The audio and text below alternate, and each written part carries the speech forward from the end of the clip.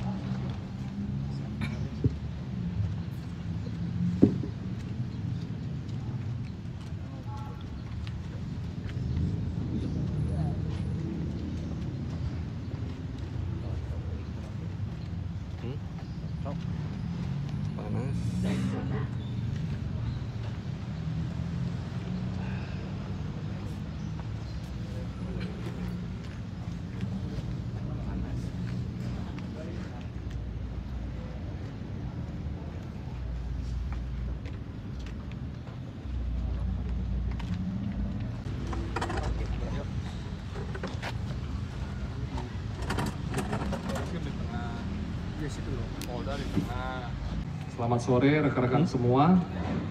Pada hari ini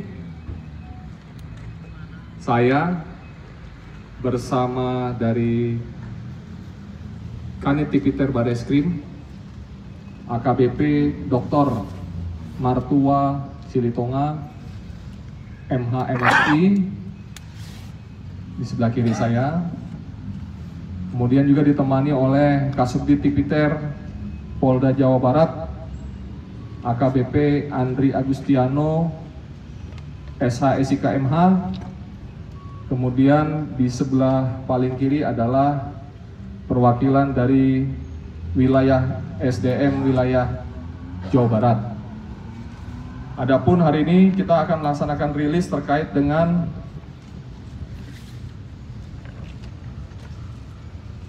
pengungkapan yang diduga tindak pidana di bidang pertambangan dan batuan tanpa izin, yang dimana ini adalah dilaksanakan minggu lalu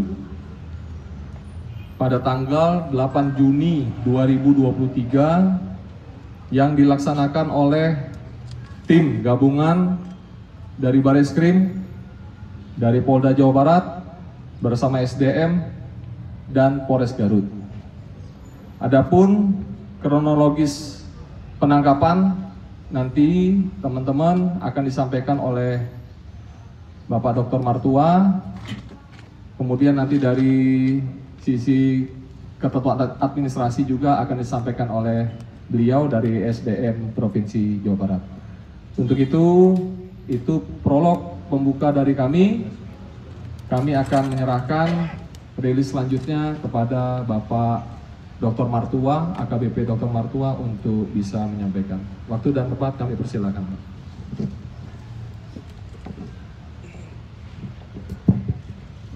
Assalamualaikum warahmatullahi wabarakatuh. Shalom, salam sejahtera, Om Swastiastu, Namo Buddhaya, salam kebajikan.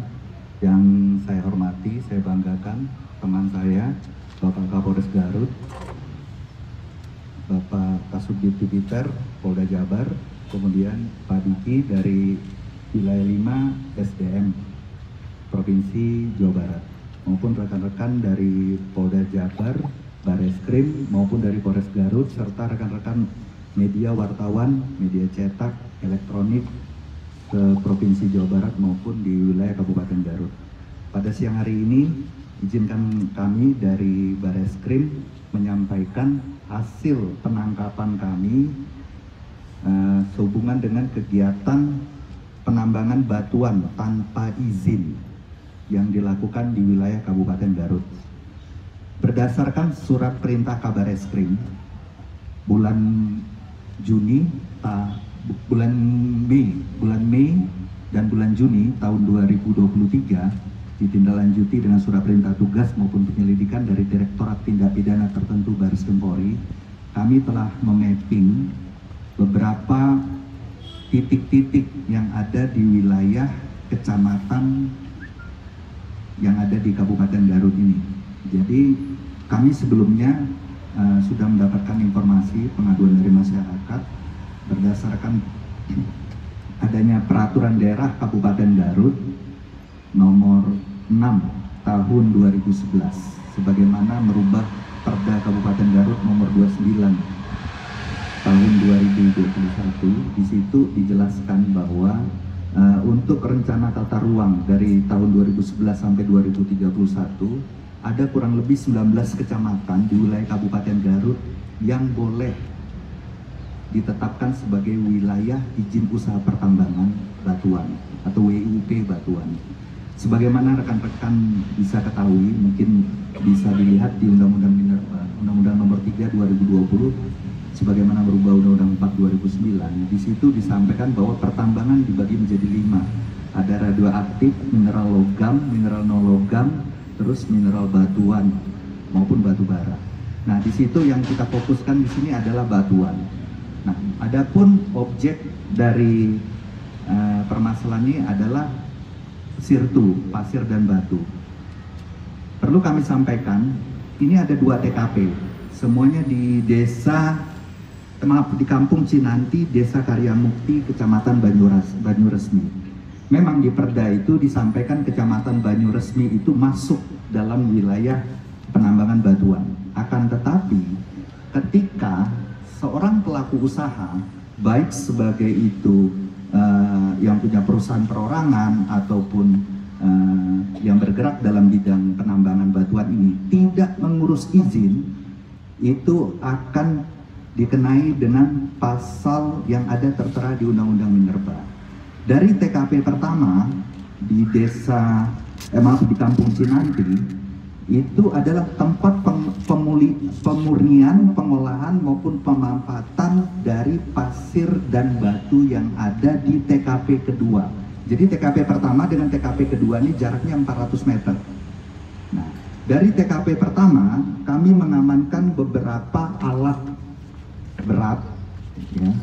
Kurang lebih TKP pertama ada berapa alat berat, kemudian pekerja, sopir, kemudian operator eksa, kemudian ada juga operator klaser, kemudian ada juga alat conveyor yang ada di situ, dan beberapa alat berat juga di TKP kedua. Jadi total semuanya itu ada 3 eksa, kemudian 1 conveyor sama 1 klaser, kemudian ada beberapa mobil, kurang lebih ada 11 mobil yang diamankan di Polres Garut ini. Kami bekerja sama dengan tim Polda, khususnya dari timnya Pak Kasubdit Peter maupun dari Pak Kapolres, khususnya Reskrim. Untuk alat berat dibawa ke sini kita lakukan pemeriksaan. Kurang lebih waktu itu ada kurang lebih 21 orang yang kita lakukan pemeriksaan. Dari 21 orang kita kerucutkan peran masing-masing, ada 2 peran. Peran yang pertama adalah sebagai pengelola atau pengurus, baik di TKP 1 maupun TKP kedua. Nah, pengurus ini punya checker. Jadi checker maupun pengurus itu diupah oleh yang punya wilayah di TKP pertama. Jadi TKP pertama itu tempat memurnikan, TKP kedua tempatnya menambang. Ya. Tempat yang pertama itu pengurusnya berinisial NS. Kemudian yang punya di TKP pertama ini itu adalah inisial UJA. Jadi UJA memberikan upah kurang lebih sebesar 200.000 kepada NS itu sebagai pengurus, terus memberikan upah 150.000 itu kepada checker. Jadi per hari itu hitungannya. Kemudian terhadap hasil yang pasir dan batu yang sudah diolah dalam bentuk pasir giling yang sudah halus, sudah jadi, itu dibeli oleh sopir, kurang lebih itu sekitar harganya Rp530.000 sampai dengan Rp550.000 per mobil, tergantung ukuran mobil. Nah, itu setelah dibeli oleh sopir, dari sopir kemudian baru dijual kembali ke beberapa yang membeli yang ada di wilayah Kabupaten Garut maupun yang ada di sekitarnya. Terus untuk TKP pertama, TKP kedua, hubungannya adalah TKP kedua tempat melakukan penambangannya. Terus dioper ke TKP 1. TKP 1 tempat memanfaatkan, mengolah menjadi halus. Tapi bisa juga dari TKP kedua dilempar langsung ke sopir, sopir baru ke tempat yang membutuhkan. Nah, untuk konstruksi pasal, untuk TKP 1 kami menerapkan pasal 161, ya, pasal 161 Undang-Undang Nomor 3 2020 sebagaimana telah mengubah Undang-Undang 4 tahun 2009 tentang pertambangan mineral dan batu bara. Nah, di situ barang siapa yang mengelola, menampung, memanfaatkan, mengambil, memurnikan suatu hasil baik itu mineral, logam maupun batu bara, tapi kita spesifikkan ini adalah batuan, dari yang tidak punya berizin sebagaimana dimaksud pada pasal 35 ayat 3 huruf C dan huruf G, kemudian 104 dan 105 dikenakan maksimal hukuman penjara 5 tahun dan denda 1 miliar, 100 miliar. Kemudian untuk TKP kedua itu dikenakan konstruksi pasal adalah 158 junto pasal 35 Undang-Undang 3 2020 merubah Undang-Undang 4 2009 terhadap kegiatan penambangan tanpa izin. Kalau rekan-rekan baca di pasal 35 itu ada beberapa izin. Ada IUP, IUPK, izin pengangkutan penjualan, terus ada lagi SIPB, surat izin penambangan batuan, terus IUP batuan. Nah, seyogyanya seharusnya pelaku usaha ini mengurus izin. Dia akan diberikan dua opsi. Opsi pertama bisa diberikan surat izin penambangan batuan. Surat izin penambangan batuan untuk wilayah 50 hektar ke bawah. Tapi kalau untuk diberikan IUP batuan terhadap kegiatan yang pertama diberikan, step pertama adalah IUP eksplorasi. IUP eksplorasi ini kurang lebih 5.000 hektar. Baru dia bisa dilaksanakan penambangan setelah dia mendapat IUP OP. Nah, IUP eksplorasinya 3 tahun, IUP OP-nya 5 tahun, dapat diperpanjang 2 kali, 5 tahun, totalnya 15 tahun. Jadi seyogyanya sebenarnya pelaku usaha harus mempunyai perizinan itu. Jadi ini ibaratnya rekan-rekan media biar bisa memahami, seorang yang menampung, memanfaatkan, menerima dari yang tidak punya izin kenanya 161, tapi kalau yang menambang itu kenanya 158 ketika dia tidak punya berizin. Jadi udah 2 orang yang diamankan oleh tim gabungan Bareskrim, Polda maupun Polres. Beberapa saksi itu sopir, operator EXA, kita jadikan saksi, nanti dimasukkan berkas, nanti akan dikoordinasikan dengan kejaksaan. Untuk sanksi administratif nanti dijelaskan berupa teguran, dijelaskan oleh rekan-rekan dari SDM. Artinya kami Bareskrim melakukan suatu tindakan itu pasti sudah melihat bobot skala dari suatu permasalahan yang ada. Karena sudah diingatkan, sudah ditegur 2 kali, itu yang bersangkutan tapi tidak mengindahkan. Mungkin itu saja Pak Kapolres. Terima kasih. Terima kasih kepada Kanit Tipiter Bareskrim Polri, Bapak Dr. Martua. Selanjutnya kami persilahkan untuk dari perwakilan dari SDM Provinsi Jawa Barat. Waktu sudah tepat, kami persilakan. Terima kasih Pak Presiden. Bismillahirrahmanirrahim. Assalamualaikum warahmatullahi wabarakatuh. Izin saya menambahkan yang terhormat Pak Kanit Bareskrim Polri, yang terhormat Kapolda Jawa Barat, yang terhormat Kapolres Garut. Izin menambahkan, jadi untuk kegiatan usaha pertambangan itu telah diatur dalam Undang-Undang 3 tahun 2020, betul apa yang disampaikan Pak Bareskrim. Jadi atas perubahan Undang-Undang 4 tahun 2009. Jadi setiap orang yang akan melakukan kegiatan usaha pertambangan itu wajib memiliki izin usaha pertambangannya. Untuk kegiatan pembinaan kami, ini wujud bukti keseriusan kita bersama dalam melaksanakan tugas. Kami selalu mendampingi permintaan dari jajaran APH ataupun jajaran kepolisian dalam rangka pemenuhan data.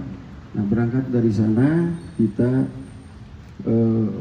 dengan data yang ada, kita telah melakukan pembinaan sebelumnya ya, ini di bulan Maret tahun 2023 ini yang terakhir, terus yang kedua di bulan April ini bersama jajaran Pol PP Provinsi Jawa Barat. Itu yang terakhir kami melakukan berupa surat ya dan berita acara bersama.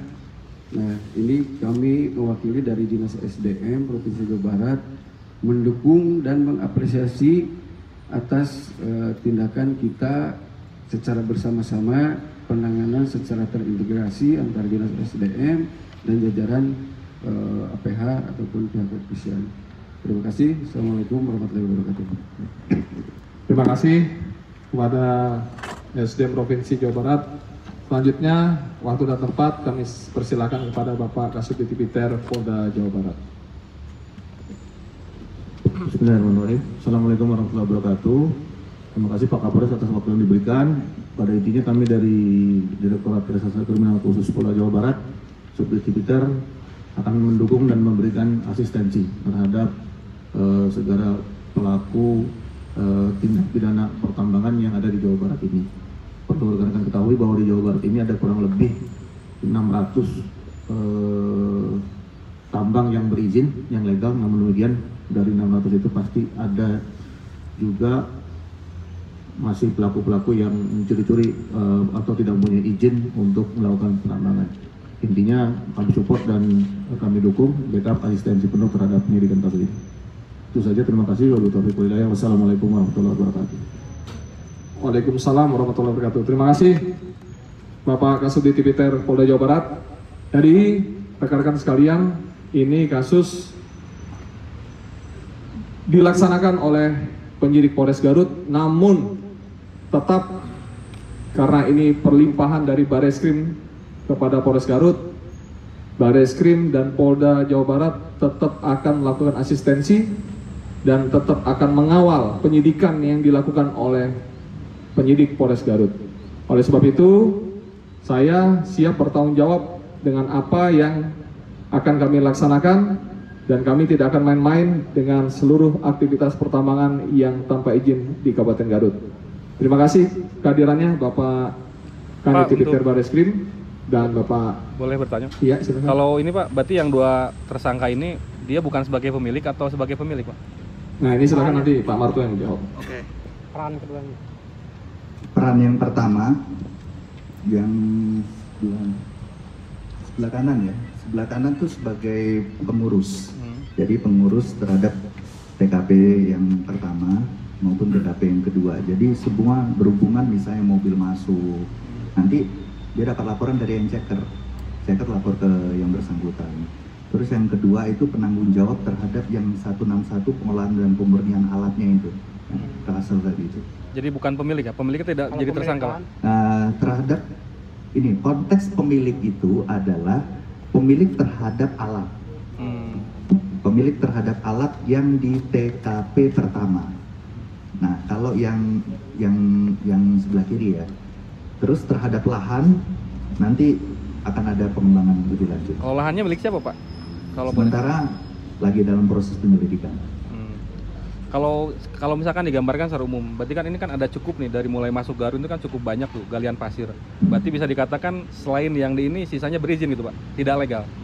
Legal semuanya. Gini, semenjak Perpres nomor 55 tahun 2022 ada pelimpahan kewenangan dari pemerintah pusat ke pemerintah daerah, antara lain masalah IPR, SIPB, IUP non logam, IUP batuan, kewenangan WUP, terutama masalah non logam dan batuan kepada daerah. Nah, tahun 2022 itu sekitar bulan April. Nah, itu ada masa migrasi. Penentuan terhadap itu legal atau ilegal, artinya begini, yang tadi saya sampaikan, meskipun Perda menyatakan ini boleh, Perda Kabupaten Garut, tapi jika yang bersangkutan, baik secara korporasi ataupun non-korporasi, tidak mengurus perizinan, itu tetap ilegal. Meskipun di wilayah yang berizin. Artinya pemohon di wilayah yang berizin yang telah ditetapkan oleh Pemda sebagai WUP, wilayah izin usaha pertambangan, itu boleh, tapi dia tidak mengurus perizinan seperti yang disampaikan rekan kami dari SDM, sudah ditegur dari 2019, tetap diulangi lagi di 2023, berarti yang bersangkutan tidak mengindahkan masalah peraturan tersebut. Berarti pertanyaannya berarti tempat yang lain berizin gitu Pak? Ada yang berizin, ada juga yang tidak. Tapi yang berizin ini pun harus kita periksa juga. Kan masih banyak itu yang bisa kita cek ya. Pak, untuk pasal yang TKP pertama yang sama yang TKP pertama 161, TKP yang kedua 158, junto 35. Kalau 161 tuh dia junto 3 pasal. Ada 35 ayat 3 huruf C dan G, 104 atau 105A. 104 105 ini lebih ranah izin pengangkutan penjualan. Itu untuk komoditas logam. Jadi berapa tahun Pak? berapa tahun? 5 tahun untuk penjara, untuk denda 100 miliar. Kalau yang kedua Pak? TKP? Sama. Oh sama. Oh sama. Sama. Dua-duanya sama. Di Undang-Undang 3 2020 menyebutkan begitu. Pak, berarti ini pengembangan galian yang lain masih Nah, dilakukan? konteks pengembangan itu kita lihat dari AOC, Anatomy of Crime, terhadap permasalahan ini saja. Tapi kalau terhadap titik yang lain, berarti sepanjang ada laporan dari masyarakat, dan kami petugas berdasarkan KUHP, pasal 5 dan pasal 7, itu kami berhak untuk memeriksa dokumen maupun masuk, jika itu apalagi tertangkap tangan ya. Artinya sedang melakukan kegiatan aktivitas gitu. Berarti yang ini tangkap tangan atau laporan Pak? Tertangkap tangan. Tangkap tangan ya? Tapi ada laporan. Oh ada laporan. Ada laporan sehingga kami buatkan surat perintah tugas, surat perintah penyelidikan, maupun surat perintah dari Pak Kabar tadi. Ada laporan dari masyarakat, kami tindak lanjuti. Setelah itu kami cek ke lapangan, sedang melakukan aktivitas, ya itulah namanya tertangkap tangan. Kerusakan lingkungannya Pak?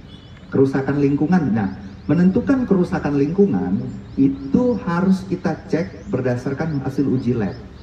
Nanti akan dikoordinasikan juga dengan lingkungan hidup. Pertama, kalau mengurus SIPB itu ada namanya dokumen perencanaan penambangan. Itu dilihat dari 4. Masalah finansial, masalah teknis, masalah administrasi, maupun masalah lingkungan. Nanti akan dilihat. Kalau memang dia tidak punya bombol izinnya, masalah izin usaha pertambangan aja dia tidak punya, apalagi dia mengurus UKL, UPL atau AMDAL. Nah itu akan kita lihat nanti di situ ya. Karena itu harus melalui proses pengambilan lab. Kalau memang ada kerusakan baku mutu tanah, begitu. Berarti ada kemungkinan penambahan pasal nanti ya Pak ya? Sementara leg spesialis yang kita gunakan untuk SPDP, kita menggunakan Undang-Undang Minerba, begitu. Oke, cukup ya rekan-rekan semua ya. Ya, selanjutnya kita akan menampilkan barang bukti serta foto-foto aktivitas pertambangan yang kemarin telah dilaksanakan. Silakan Pak Martua untuk menjelaskan. Baik rekan-rekan media, di belakang rekan-rekan itu ada beberapa unit truk, mungkin bisa dilihat, mungkin dari foto tadi itu. Terus alat eksanya ada di belakang 3 unit. Dari TKP pertama 1 unit alat eksa, TKP kedua 2 unit alat eksa. Mereknya Hitachi sama Cat Caterpillar. Yang Hitachi warnanya orange, Caterpillar warnanya kuning. Nah, terus untuk conveyor maupun cluster tuh itu ada di TKP, tapi sudah dalam keadaan polis line. Silakan nanti rekan-rekan cek di TKP-nya yang tadi saya sudah sebutkan desanya. Mungkin bersama nanti teman-teman Polres bisa ditunjukin. Ini beberapa kunci mobil yang ada kita ini amankan. Ini foto dokumentasi untuk yang kami temukan di TKP pertama. Inilah yang disebut alat untuk pemurniannya. Ya, terus ada yang di TKP kedua ini untuk konveyornya, untuk memisahkan antara batu sama pasir, begitu rekan-rekan. Yang ini untuk mendapatkan pasir giling yang murni, yang tadi saya sampaikan harganya bisa 530.000 sampai 550.000 per mobil sesuai dengan ukuran mobil.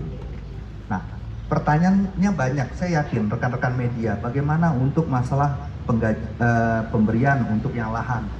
We'll see lah, nanti kita akan lihat perkembangan penyelidikan, begitu. Ada pertanyaan lagi? Omset per hari ini kira-kira berapa ya? Ya, kita hitung aja ya. Rekan-rekan mungkin dah bisa memperkirakan, sementara untuk bukti-bukti semua lagi dicek semua sama penyidik. yang seperti tadi saya sampaikan, ada kewajiban dia tentu membayar pengelola pengurus, bayar ceker, kemudian untuk dia sopir membeli itu kan udah jelas 530.000 sampai 550.000. Terus untuk dia bayar lahan juga ada kurang lebih ya sekitar sampai dengan 90.000 adalah per lahan tuh, per mobil ya. Nanti akan dicek sama penyidik sambil berjalan pemberkasan begitu. Pasti akan ditanya jaksa kok masalah kerugian tuh. Begitu. Oke, silakan. Kan ini cukup lama nih berlangsung proses penggaliannya. Bagaimana? Iya. Mereka tuh aktivitasnya cukup lama. Mungkin ada alasan dari hasil penyelidikan sementara kenapa mereka begitu berani dengan waktu yang Oke, jadi gini, teman-teman dari Kementerian SDM khususnya Provinsi Jawa Barat, wilayah pantau wilayah 5 ya, maupun di wilayah-wilayah yang lain, itu memang kami ada undang-undang, ada PP 96 tahun 2021, ada Perpres 55 tahun 2022 tentang kewenangan baik oleh Polri maupun PPNS. Tapi kami memberikan kesempatan kepada para pelaku usaha untuk mengurus perizinan, ya, untuk mengurus perizinan. Akan tetapi jika sudah kesempatan diberikan, artinya upaya kami pembinaan preemptif tidak diindahkan lewat melalui teguran yang disampaikan oleh pihak dinas, berarti penegak hukum dalam hal ini penyidik Polri ataupun PPNS, Gakum, Kementerian ataupun dinas akan melakukan tindakan. Begitu, yang seperti tadi disampaikan Pak Kapolres. Jadi ukurannya tentatif, waktunya itu ya kita akan melihat. Kayak tadi kan 2019 udah ditegur, 2023 2 kali ya kalau nggak salah, itu berarti udah 3 kali. Begitu. Terima kasih. Oke, sekian ya yang dapat kami sampaikan. Kami mohon doanya supaya kami bisa melaksanakan tugas dengan baik dan kita akan tetap terus mengejar apabila ada laporan dari masyarakat terkait dengan pertambangan ilegal yang ada di Kabupaten Garut. Atur nuhun pisan. Wabillahi taufik wal hidayah. Wassalamualaikum warahmatullahi wabarakatuh. Waalaikumsalam.